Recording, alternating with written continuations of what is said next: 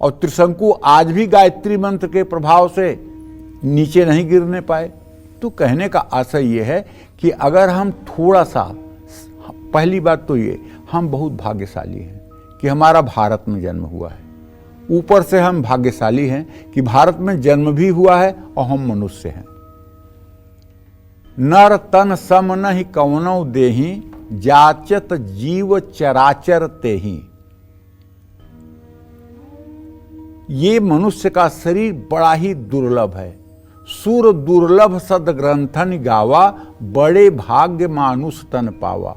83,99,999 योनियों को पार करने के बाद तब मनुष्य का शरीर मिलता है। और अगर ये शरीर मिलने के बाद भारत में जन्म हुआ, ये कितने गौरव की बात है। जहाँ गंगा बहती हैं, जमुना बहती हैं, नर्मदा बहती हैं, जहाँ राम ने जन्म लिया, जहाँ कृष्ण ने जन्म लिया, जहाँ काशी विश्वनाथ में भगवान भोलेनाथ रहते हैं, जहाँ देवियों के सिद्धपीठ हैं, ऐसे स्थान में हमारा जन्म हुआ है।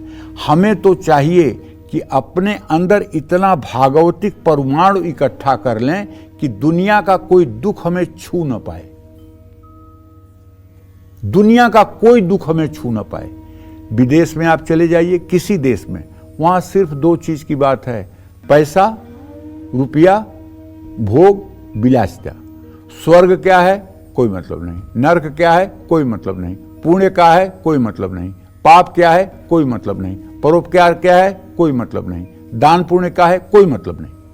ये केवल भारत में धर्म है, भारत में धर्म की चर्चा है। इसलिए यदि इस पुण्य धरती पर हमारा जन्म हुआ है तो इसको साकार करने के लिए हमें अपने शास्त्रों का स्वाध्याय करके, 2 नदियां हैं यहाँ, एक कथा नदी, एक गंगा नदी। अगर आप भगवान का चरित्र सुन रहे हैं तो गंगा नदी, कथा नदी का प्रवेश आपके शरीर के अंदर हो रहा है। और अगर आप गंगा में स्नान करके और भगवान का स्मरण कर रहे हैं तो गंगा नदी के कारण आपके सारे पाप ताप नष्ट होंगे।